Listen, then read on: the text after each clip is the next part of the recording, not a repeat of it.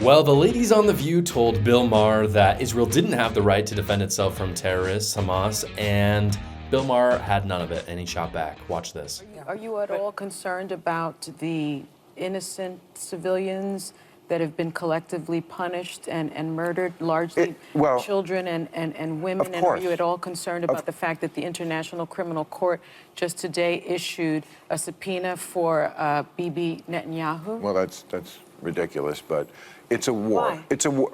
Because it's a war, and they were attacked, and they're defending themselves. Now, this is a war. Do you think Hamas needs to be destroyed? This is the question. Yes. You do? Yes. So how can we do that with a ceasefire? All right. So Hamas needs to be destroyed because they are a terrorist organization who say openly that they want to commit genocide on the Jewish people, on the state of Israel. That's what from the river to the sea means. Okay? And they say it very openly. They said, we did this attack. They've attacked Israel 5 times. They've started 5 wars since they were given that land back. They could have chosen to turn that place into any place they wanted to, and they took a lot of money that they took from the international community, and they spent it on bombs and guns and building tunnels. So if they need to be destroyed, how do we do that? It's a war. I don't know how to do that, and you don't know how to do that. But are you I assume the Israeli. innocent lives? Of course, everybody is, but that's what happens in a war. Here's a way to stop that. Stop attacking Israel. So I will never understand what people are saying when they're calling for a ceasefire in Gaza, because let's review. Who are you talking to?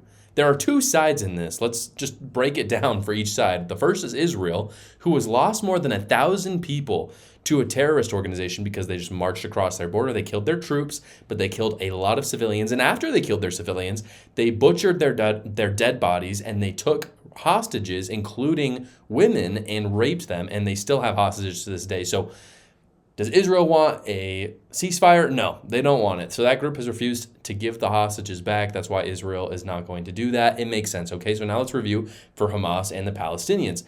And by the way, yes, Hamas and the Palestinians are one group. The word Palestinian didn't even exist until the 50s. So if we're being more accurate, we'd call them Muslims or Arabs in the Middle East. And the reason why I distinguish them as one is because Hamas is the elected government of the Palestinians. Those people, the Arabs, literally voted Hamas to be their governors by an overwhelming majority. So yeah, it's the same. It's the same people as if we were talking about our government doing something. Other countries would say the United States, or they would say Americans, because yeah, it's our government and we elected them just as the Palestinians elected Hamas. They don't want a ceasefire either. And that's because they've attacked Israel 5 times. So it's very clear that they have no desire for a ceasefire because they keep attacking Israel. They don't want a 2-state solution.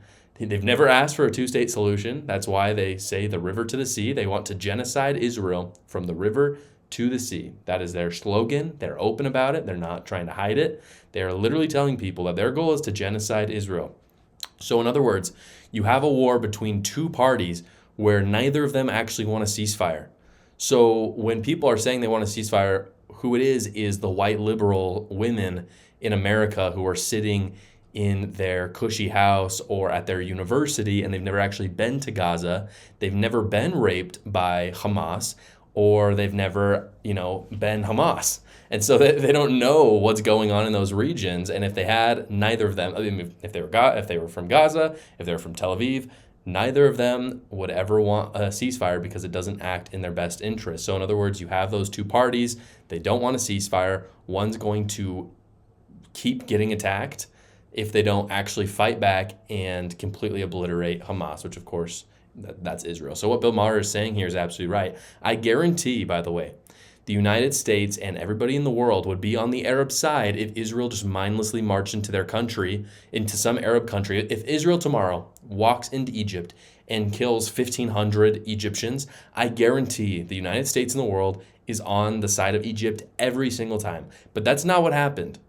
And it never happens that way. Israel has never done that, and they never will.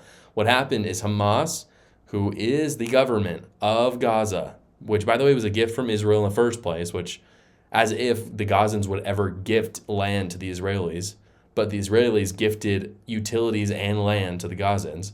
They marched into Israel. They murdered and took hostage all these people, and they still have hostages and won't give them back, by the way. So clearly they don't want a ceasefire. And now America and the world have the gall to say that Israel has a responsibility to ceasefire after they've been attacked 5 times. I mean, it's the classic tale of fool me once, shame on you, fool me twice, shame on me. It's been fool on them 5 times. And it's the government. They have the responsibility. Their number one responsibility is the safety of their citizens. So forgive them if they go into Gaza and try to obliterate the terrorist organization that has been terrorizing them for decades and decades, and just recently killed more of their citizens and more Jewish people than any other time since World War II, since the Holocaust. Also, for those haughty Americans who ask for a ceasefire, if Mexicans came across the border, say from Tijuana, and marched into San Diego and killed 1,500 people, including your friends and family, do you think that you would call for a ceasefire and you wouldn't want the United States to go in and obliterate the terrorist organization that was responsible for killing your friends and family? I highly doubt it. I don't think there'd be a single person in the world that would call for that. The only reason why people are calling for it now is because it's Israel and because anti-Semitism is, tale as old as time. It is the status quo.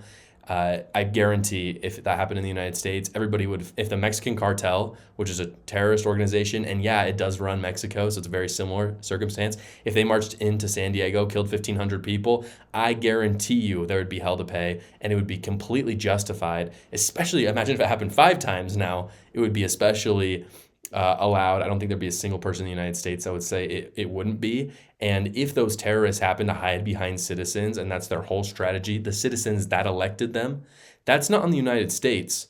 That's on those terrorists if there's collateral in between. And I'm no fan of war, but for Israel just to keep taking a whooping and not fight back and kill the terrorists who are raping their children and their women, that doesn't sit well with me, and I know it doesn't sit well with Israel.